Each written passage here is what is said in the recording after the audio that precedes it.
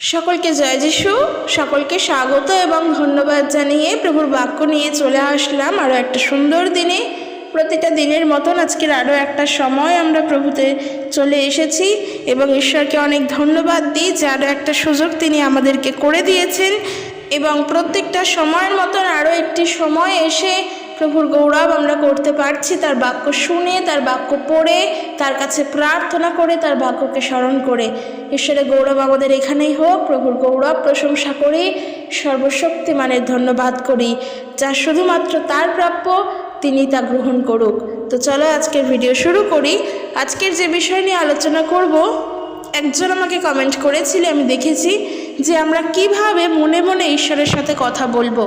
তো এই বিষয়টা খুবই গুরুত্বপূর্ণ একটা বিষয়, যদিও আমি এই বিষয় নিয়ে খুব সহজভাবেই বলতে চাই, কোনো জটিলতা নেই, কোনো সমস্যা হবে না আশা করি বুঝতে। ঈশ্বর আমাদের সাহায্য করুক, তা বোঝার জন্যই প্রার্থনাই করি। দেখো, আমি শুরুতেই যেটা বলবো, ঈশ্বরের সাথে কথা বলার জন্য নির্দিষ্ট কোনো নিয়ম নেই, কোনো রুলস নেই। ঈশ্বরের কাছে আসার জন্য কোনো নির্দিষ্ট নিয়ম কানুন হয় না বা নেই, সোজা কথা। তার কারণ তো অবশ্যই আছে। কেন এই কথা বললাম? যদি আমরা আমাদের সমাজের দিকে তাকিয়ে দেখি, আবারও বলছি, আমরা বাস্তব নিয়ে চলছি, বাস্তবের বাইরে আমরা কিন্তু নই। তাই যতবার যা বোঝার চেষ্টা করব, বাস্তব দিয়েই আমাদের বুঝতে হবে। আমরা যদি আমাদের সমাজের দিকে তাকিয়ে দেখি, যেই সমাজে আমরা বাস করি, অর্থাৎ যেই রীতি রেওয়াজ কালচারের মধ্য দিয়ে আমরা ছোটোবেলায় বড় হয়ে উঠেছি, আমরা যদি সেই রীতি রেওয়াজের দিকে তাকিয়ে দেখি, সেই দিকে দেখতে গেলে ঈশ্বরের কাছে যাওয়ার জন্য, ঈশ্বরের আরাধনা করার জন্য অনেক রকমের নিয়মকানুন আছে, অনেক রকমের আচার অনুষ্ঠান করা হয়। সবাই ঈশ্বরের কাছে যেতে পারে না। আমরা যদি সাধারণ অর্থে তাকিয়ে দেখি, যখন আমাদের সমাজে বিবাহ হয় কিংবা অন্যান্য কোনো অনুষ্ঠান হয়, আমাদের কিন্তু সমাজের প্রধানরা রয়েছেন, পুরোহিতেরা রয়েছেন, তারা কিন্তু সেই অনুষ্ঠানটি সম্পন্ন করেন। কারণ আমরা মনে করি, যারা আমরা ওই কালচারের মধ্যে রয়েছি, আমরা মনে করি যারা পুরোহিতেরা রয়েছেন তারা যা বিধান দেন সেটাই সত্য, কারণ শাস্ত্র তারা জানে। তাই আমরা কিন্তু সমস্ত কিছু আলাপ আলোচনা, যখন কারোর মৃত্যু হয় তারপর কি করা উচিত, কি করা উচিত নয়, বিবাহ হলে যে কোনো শুভ অনুষ্ঠানে হোক কিংবা যেই অনুষ্ঠানেই হোক না কেন, যা কিনা ঈশ্বরকে ঘিরে, সেই অনুষ্ঠানেই কিন্তু আমরা আমাদের সমাজের যারা প্রধান পুরোহিতেরা রয়েছেন তাদের সাহায্য নিই। তো আমি সেই জায়গায় বলতে চাই, আজকের আমরা যারা প্রভু যিশুকে বিশ্বাস করেছি, সেই জায়গা থেকে উঠে এসে প্রভু যিশুকে বিশ্বাস করেছি, আমাদের মধ্যে কিন্তু কোনো নিয়ম নীতি, কোনো নিয়মকানুন নেই। এইখানে আরও একটা বিষয় বলতে চাই, যারা শুধুমাত্র যিশুকে বিশ্বাস করেছে তারা নয়, যারা প্রভু যিশুকে জানেন না, আমি তাদেরও জন্য বোঝাতে চাই, তাদেরও জন্য বলতে চাই, এই সত্যটা গ্রহণ করতে হবে যে ঈশ্বরের সঙ্গে মানুষের সম্পর্ক আছে এবং সেই সম্পর্ক খুবই ব্যক্তিগত সম্পর্ক। ওই সম্পর্কে অন্য কোনো থার্ড পার্সন বা তৃতীয় ব্যক্তি হস্তক্ষেপ করতে পারে না। শুধুমাত্র সেখানে ঈশ্বরের সঙ্গে সেই ব্যক্তির, তুমি কিংবা আমাদের নিজেদের সম্পর্ক। তার কাছে যেতে কোনো নিয়ম কারণ নেই, তার কাছে কোনো বাধা নিষেধ নেই। তাই একটা কথা আমি প্রথমত বলতে চাই, যারা আমরা প্রভু যিশুকে জানি না, প্রভু যিশুর বিষয়ে কিছু জানি না, আমরা আমাদের কালচারে রয়েছি, আমরা যেখান থেকে জন্মগ্রহণ করেছি, যেভাবে বড় হয়ে উঠেছি, আমরা সেই কালচারে আছি, সেই মতন ব্যক্তিরা যদি এখানে থেকে থাকেন, তাদের জন্য বলছি, ঈশ্বরের কাছে যাওয়ার জন্য কোনো নিয়ম কারণের প্রয়োজন পড়ে না, কোনো ওপর দিয়ে দেখানো পবিত্রতার প্রয়োজন পড়ে না, সুন্দর পোশাকের প্রয়োজন পড়ে না, দামি দামি মিষ্টির প্রয়োজন পড়ে না, দামি দামি ফলের প্রয়োজন পড়ে না, দামি দামি আহারের প্রয়োজন পড়ে না। ঈশ্বরের কাছে যাওয়ার জন্য শুধুমাত্র আমাদের হৃদয় লাগে। তার কাছে আসতে গেলে কোনো নিয়ম রীতি নেই। তো এই সত্যটা আমাদের বুঝতে হবে, কারণ তার কোনো কিছুরই অভাব নেই। আমরা তাকে দিয়ে ভরিয়ে তুলি, আমরা তাকে খেতে দিই, তাকে পোশাক পরাই, তাকে ফুলের সাজে সাজাই, কত কিছু করি। এইগুলো কোনো কিছুরই তার অভাব নেই, কোনো কিছুই তার প্রয়োজন নেই। তাই আমরা এই সমস্ত ভুল কাজগুলো যেন না করি, কারণ এগুলো ভুল কাজ। এই সমস্ত কাজ করে আমাদের মনের শান্তি হয়, কিন্তু এখানে ঈশ্বর সন্তুষ্ট হন না। তাই ঈশ্বরকে সন্তুষ্ট করার জন্য যা দরকার আমাদের তাই করতে হবে। ঈশ্বরকে সন্তুষ্ট যেভাবে করতে হয় আমরা সেইভাবে করব। নিজেদের মনের শান্তির জন্য কখনোই আমরা এইভাবে ঈশ্বরের সেবা করব না, এটা ভুল। কারণ আমার মনের শান্তি সেটা সম্পূর্ণ আমার মনের শান্তি দ্বারা ঈশ্বরের গৌরব হয় না। বরং আমি যদি সত্য পথে চলি, ঈশ্বরের বাক্য মেনে চলি, তার কথা পালন করে চলি, তাহলেই তার গৌরব হয় এবং তাতেই তিনি সন্তুষ্ট হন। তাই ঈশ্বরের কাছে যাওয়ার জন্য যেমন কোনো রুলসের দরকার পড়ে না, ঠিক একইভাবে ঈশ্বরের সাথে কথা বলার জন্য কোনো রুলস নেই। আর সেই জায়গায় দাঁড়িয়ে যখন আমরা প্রভু যিশুকে জানতে পেরেছি, তখন তো আরও কোনো নিয়ম কানুনের মধ্যেই আমরা বাধা নই, সমস্ত জায়গা থেকে উন্মুক্ত। তার কারণ ওই যে শুরুতে বললাম, ঈশ্বরের সঙ্গে যে আমাদের ব্যক্তিগত সম্পর্ক, সেই সম্পর্ককে আবারও পুনরায় সেই সম্পর্ক যে গড়ে তুলেছেন তিনি হলেন এই প্রভু যীশু খ্রিস্ট। তিনি এসেছিলেন বলেই ঈশ্বরের সঙ্গে ব্যক্তিগত সম্পর্ক আবারও আমাদের গড়ে উঠেছে। তাই প্রভু যীশুকে বিশ্বাস করা খুবই প্রয়োজন ঈশ্বরের সঙ্গে নিজের সম্পর্ক গড়ে তোলার জন্য। কারণ তিনি হলেন মাধ্যম ছাড়া কিন্তু এই জগতে কোনো কাজ হয় না। যদি তাকিয়ে দেখি, আজকের আমরা ঘরে বসে নিউজ চ্যানেলের মধ্য দিয়ে আমরা আজকে দূর দেশের খবর পাচ্ছি। কত দূর দেশে, বাইরের দেশে যে এত যুদ্ধ হচ্ছে, চারিদিকে এত যুদ্ধ, এত কিছুর ঘটনা আমরা কিন্তু নিউজ চ্যানেলের মধ্য দিয়েই পাচ্ছি, মিডিয়ার মধ্য দিয়েই কিন্তু পাচ্ছি। এই মিডিয়া কিন্তু সমাজের এক গুরুত্বপূর্ণ জায়গা জুড়ে রয়েছে। মিডিয়াকে বাদ দিয়ে কিন্তু কোনো কাজ হবে না। আজকে সামান্য মনে করো, তুমি তোমার মনের কথা যদি আমাকে বলো, সেই কথা তুমি কিসের মধ্য দিয়ে বলছো? মুখ দিয়ে কথাটা যখন জোরে প্রকাশ করছো তখনই বলছো, তাই তো একটা মাধ্যম। তোমার মনের মধ্যে তোমার মনের কথা যদি আটকে রাখো, তা যদি না বলো, তাহলে আমি জানবো কি করে? এখানেও যে মাধ্যম হিসেবে কাজ করছে, যখন তুমি এই কথাটা জোরে প্রকাশ করছো, ওই জোরে প্রকাশ করাটাই এখানে মাধ্যম হিসেবে কাজ করছে। তাই মিডিয়া ছাড়া কোনো কাজ হয় না। সেই জায়গায় দাঁড়িয়ে চিন্তা করে দেখো, যেমন আমরা যেই জায়গা থেকে উঠে এসেছি, আমাদের যা জন্মগ্রহণের পর থেকে আমরা যে রীতি কালচারের মধ্য দিয়ে ছিলাম, সেইখানেও কিন্তু মিডিয়া হিসেবে পুরোহিতেরা কাজ করছেন। ওই যে বললাম, কোনো বিবাহ অনুষ্ঠান হোক, কোনো অনুষ্ঠান হোক যা কিনা ঈশ্বরকে কেন্দ্র করে, সেখানেও কিন্তু পুরোহিতেরা কাজ করছেন। তাদের কাছে আমরা আমাদের নাম বলছি, গোত্র বলছি, সেই অনুযায়ী তারা আমাদের নামে সেই ঈশ্বরের উদ্দেশ্যে নৈবেদ্য দান করছেন। আমরা দেখে থাকবো, আমরা যারা করেছি আমরা জানি। আর সেই রকম ওইখানে তো পুরোহিত হলেন মানুষ, ওখানে তো তিনি একজন মানুষ, তিনি তো ঈশ্বর নন যে তিনি আমার কথা তিনি ঈশ্বরের কাছে বলে দেবে। তাহলে তিনি যদি বলতে পারেন, আমরা নিজেরা কেন বলতে পারবো না? তিনিও যেমন মানুষ, আমিও তেমনি মানুষ। তিনিও ভুল করেন, আমিও ভুল করি। তিনিও পাপ করেন, আমরাও পাপ করি। তাহলে তিনিই যদি বলতে পারেন, আমরা কেন বলতে পারবো না? বাধাটা কোথায়? অবশ্যই বাধা আছে, সে আবার আলাদা দিক, সেই বিষয় বলছি না। কিন্তু তিনি যদি মানুষ হয়ে করতে পারেন, আমরাও পারবো। আর সেই জায়গায় দাঁড়িয়ে যদি আজকের প্রভু যিশুকে দেখি, তিনি তো ঈশ্বর, তিনি তো কোনো যাজক নন, তিনি তো পুরোহিত নন, তিনি সমাজের নেতা নন, তিনি সমাজের প্রধান নন, তিনি ঈশ্বর।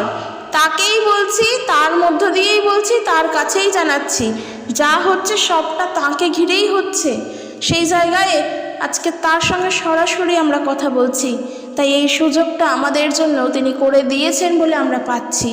তো আমি এটাই বলতে চাই যে তার কাছে আসতে গেলে কোনো নিয়ম কানুনের প্রয়োজন নেই। এখন প্রশ্ন হলো, মনে মনে কিভাবে কথা বলবো? যেভাবে খুশি তুমি সেভাবে কথা বলবে। যে আমাকে কমেন্টটি করেছো আমি তার জন্য বলছি, শুধু তাই নয়, সবার জন্য বলছি।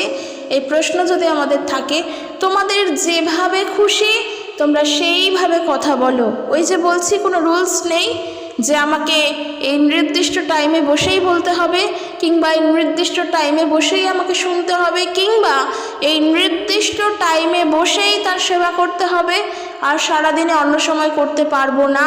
কারণ আমার পরিষ্কারভাবে আমি থাকি না, আমি পরিচ্ছন্নভাবে থাকি না, আমি এঁঠো গায়ে থাকি, আমি না খেয়ে থাকি, আমি নিরামিষ খাই না, আমি আমিষ খাই, স্নান করি না, পবিত্রভাবে থাকি না, তাই আমি দিনের অন্য সময় করতে পারবো না।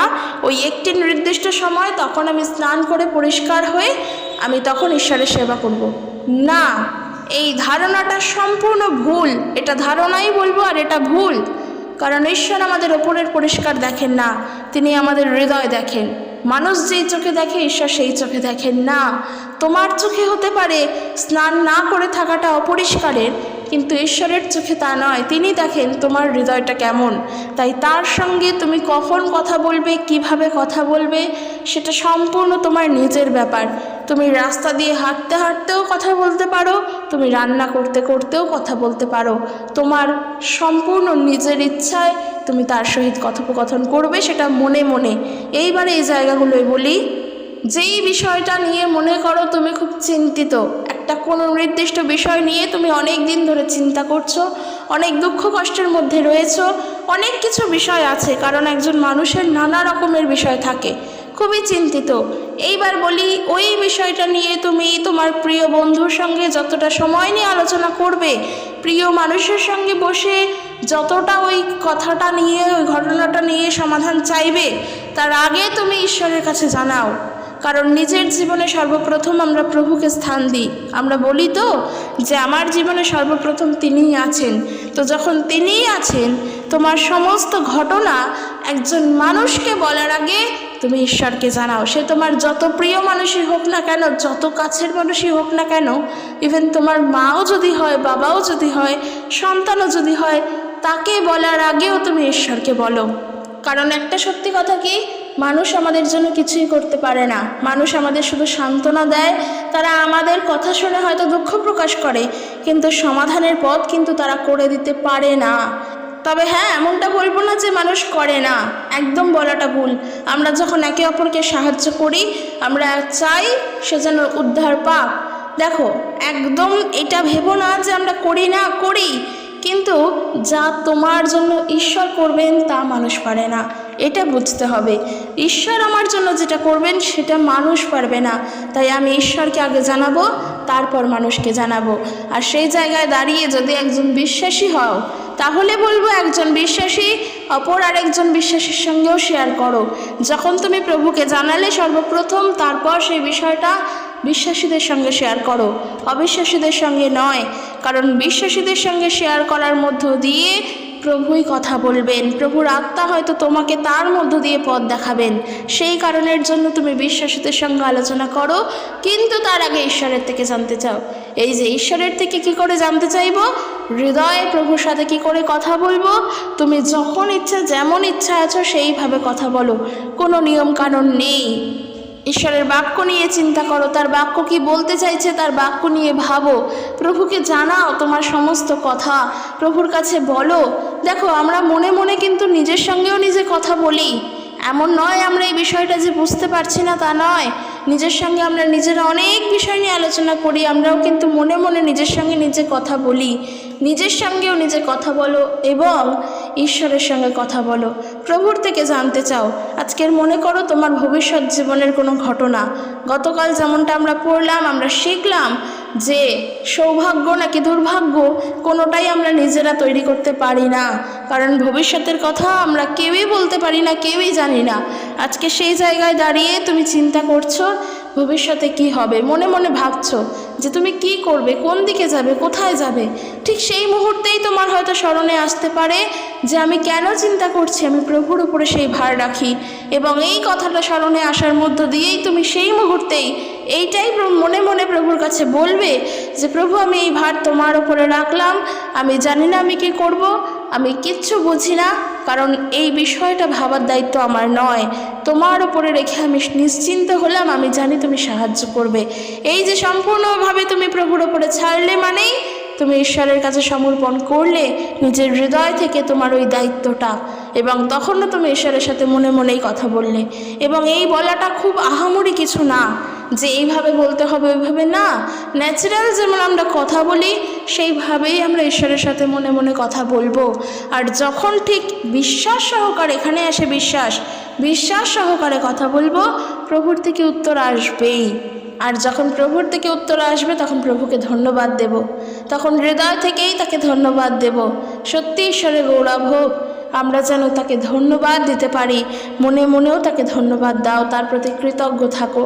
দেখো, সমস্ত প্রার্থনার উত্তর আমরা যখন পাই এবং সেই প্রার্থনার উত্তর পেয়ে যে মণ্ডলীতে গিয়েই আমরা ধন্যবাদ দিই তা তো নয়, আমরা কিন্তু নিজেরাও ঘরে বসেও প্রভুকে ধন্যবাদ দিই। তো যেই ঘটনাটা ঘটে, যেই কাজের জন্য আমরা প্রার্থনা রাখি এবং যখন প্রার্থনার উত্তর আমাদের আসে, তারপর তো তাকে আমরা ধন্যবাদ অবশ্যই দিই, কারণ এটা আমাদের কর্তব্য। কিন্তু সকল সময় হয়তো মণ্ডলীতে গিয়ে আমরা ধন্যবাদ দিতে পারি না। তার মানে আমরা কি করব? যেই মুহূর্তে আমরা উত্তর পেলাম, আমরা বুঝলাম প্রভুর কাছে প্রার্থনা করে আমার কাজটি সফল হয়েছে, যেই মুহূর্তে তুমি তা শুনলে পারলে, সেই মুহূর্তে তুমি ধন্যবাদ দাও, হৃদয় থেকে প্রভুর কাছে ধন্যবাদ দাও। ওই ধন্যবাদের মধ্য দিয়েও তুমি তার সাথে কথা বলছো, তুমি তার কাছে ধন্যবাদ দেওয়ার মধ্য দিয়েও তাকে জানালে, প্রভু তোমাকে ধন্যবাদ দিই, তুমি আমাকে সাহায্য করেছো, তোমার অশেষ ধন্যবাদ হোক। তার কারণ দেখো, প্রভু যিশু তো জীবন্ত, আমরা বিশ্বাস করি। কারণ কি? তিনি 3 দিন বাদে, মৃত্যুর 3 দিন বাদে পুনরুত্থিত হয়েছেন। তিনি জীবন্ত, তিনি জীবন্ত, তিনি সব সময় আমাদের সঙ্গে। তবে এখানে একটা বিষয় আছে, তিনি আমাদের সঙ্গে, আমরা বলি তো প্রভু যিশু আমাদের সঙ্গে, মানে পবিত্র আত্মা আমাদের সঙ্গে। প্রভু যিশু তো সশরীরে এখন নেই, তিনি পবিত্র আত্মায় আছেন। তো সেই পবিত্র আত্মা মানে ঈশ্বরের আত্মা, তিনি আমাদের সঙ্গে, পবিত্র আত্মা আমাদের সহিত, তার সাহায্যেই আমরা সব কিছু করতে পারি। তো যখন প্রভুকে ধন্যবাদ দিই, সেই ধন্যবাদও কিন্তু আমরা পবিত্র আত্মার সাহায্যেই করি, এবং যখন তার প্রশংসা করি পবিত্র আত্মার সাহায্যেই করি, এবং যখন মনে মনে প্রভুর সহিত কথোপকথন করি, তাতেও পবিত্র আত্মাই সাহায্য করেন। তো তিনি তো প্রভু যিশু, তিনি তো জীবন্ত আমাদের সঙ্গে, কারণ প্রত্যেক বিশ্বাসীর সহিত পবিত্র আত্মা আছে। প্রভু যিশুতে যারা পিতা পুত্র পবিত্র আত্মার নামেতে বাপ্তিস্ম গ্রহণ করেছেন, সবার সঙ্গে পবিত্র আত্মা আছে। তো আমরা যখন তার গৌরব করি, তার প্রশংসা হয়। তাই সব সময় প্রভুর ধন্যবাদ করো। চিন্তা করছো পবিত্র আত্মার জীবন্ত, তিনি তোমাকে উত্তর দেবেন। তার কার্যশক্তি আমরা জানি, তিনি অলৌকিক কার্যকারী, তিনি সব পারেন। তার যা পাওয়ার আছে, তার যা শক্তি, তা চোখেও দেখা যায় না। তা পেশি বলের শক্তি নয়, বাহুবলের শক্তি নয়, কিন্তু তার যা শক্তি, তা সর্বশক্তিমানের শক্তি, অর্থাৎ ঈশ্বরের শক্তি। তিনিই হলেন ঈশ্বর, তিনিই পবিত্র আত্মা, তিনিই প্রভু যিশু। কোনো ভেদাভেদ নেই, তার শক্তিতে আমরা সব করি। তাই তাকে যেন নিরাশ না করি। বাইবেল বলছে এই কারণের জন্য পবিত্র আত্মাকে উপেক্ষা করো না, তার সাহায্যে আমরা সব করতে পারি। তাই প্রভু যিশুর বিষয়ে যখন চিন্তা করি, সেটাও আত্মার সাহায্যে, যখন উত্তর পাই তখনও আত্মাই কাজ করেন। তাকে ধন্যবাদ দিই, তাতে আত্মার গৌরব হয়। তো দেখো, আমরা যেটা বলবো একটু বাক্য থেকে দেখব। গীত সংহিতা তার এক গীত বলছে কি, একজন ব্যক্তি প্রকৃত সুখী হবে যদি সে মন্দ লোকের পরামর্শে না চলে, যদি সে পাপীদের মতো জীবনযাপন না করে, এবং যদি সে তাদের সঙ্গে স্বাচ্ছন্দ্যবোধ না করে যারা ঈশ্বরকে অশ্রদ্ধা করে। বাইবেল বলে সেই ব্যক্তি প্রকৃত সুখী। বলছে একজন সৎ ব্যক্তি প্রভুর শিক্ষাকে ভালোবাসে, সে প্রভুর শিক্ষার বিষয়ে দিন রাত চিন্তা করে। খুবই ইম্পর্টেন্ট বিষয় এই যে প্রভুর শিক্ষার বিষয়ে দিন রাত চিন্তা করা, মানে প্রভুর সহিত মনে মনে তার সাথে কথা বলা। এবং বাইবেল বলছে সেই ব্যক্তি প্রকৃত সুখী ব্যক্তি। দিন রাত প্রভুর সহিত মনে মনে কথোপকথন করো, বিশ্বাস সহকারে করো। প্রভু যা বলতে চান তা শোনো, তার রব শোনার চেষ্টা করো, তিনি তার সেই বাক্যের মধ্য দিয়ে কী বলছেন। চারিদিকে রবকে বন্ধ করে প্রভুর রব শোনার চেষ্টা করো। মনে মনে কথা বলা মানে প্রভু ঈশ্বরের রবকে শোনা, তার কাছে নিজেকে সমর্পণ করো। তিনি কি শুনতে চাইছেন সেটা বোঝার চেষ্টা করো, তিনি কি উত্তর দিতে চাইছেন তা শুনে তা পালন করে চলার চেষ্টা করো। কারণ ঈশ্বর আমাদের হৃদয়ের কথা কিন্তু আগে শুনতে পান। সব সময় যে সব কথা আমরা মনের বাদ দিয়ে মুখ দিয়েই প্রকাশ করি তা কিন্তু নয়। সব কথা যে আমরা মুখ দিয়েই বারবার বলি তা কিন্তু নয়। অনেক কথা আমাদের মনে থাকে, আমাদের হৃদয়ে অনেক কথা লুকানো থাকে, ব্যক্ত অব্যক্ত অনেক কথা থাকে, এবং সেই হৃদয়ের কথা কিন্তু প্রভু যিশু শুনতে পান, কারণ তিনি হলেন অন্তর্যামী। আমরা প্রভু যিশুকে বিশ্বাস করি, আমরা ঈশ্বরকে আগে জানিনি, আমরা পবিত্র আত্মাকে আগে জানিনি, আমরা প্রভু যিশুকে আগে জেনেছি। তার সুসমাচার শুনে আগে আমরা তাতে বিশ্বাস করেছি। প্রভু যিশু হলেন অন্তর্যামী, তিনি আমাদের কথা শুনতে পান। সেই কারণের জন্য তার বিষয় যখন চিন্তা করো, প্রভু তাও শুনতে পান। তার থেকে যখন কোনো উত্তর চাও, প্রভু তাও শুনতে পান। এবং তার কাছে যখন কোনো প্রশ্ন রাখো, প্রভু তাও শুনতে পান। এবং তার বিষয়ে হোক কিংবা বাক্যের বিষয় হোক কিংবা নিজের বিষয়ে হোক, যদি কোনো দোলাচল থাকে, অন্তরের কোনো দ্বন্দ্ব থাকে, প্রভু যিশু সেটাও শুনতে পান। কারণ তিনি হলেন অন্তর্যামী, তিনি প্রত্যেকটা মানুষের মনের কথা জানেন। আর তার প্রমাণ আমরা বাইবেল থেকে পাই, ঈশ্বরের বাক্য থেকে পাই, বাইবেল থেকে পাই। এই বাইবেলে কোনো গল্প কথা লেখা নেই, এই বাইবেল কোনো ধর্ম পুস্তক নয়, এই বাইবেল কোনো গল্পের বই নয়। এই বাইবেল লেখা আছে ঈশ্বরের আত্মার দ্বারা। তার কারণ যারা যারা লিখেছেন তারা প্রভুর আত্মার সাহায্যে এই বাক্য লিখেছেন।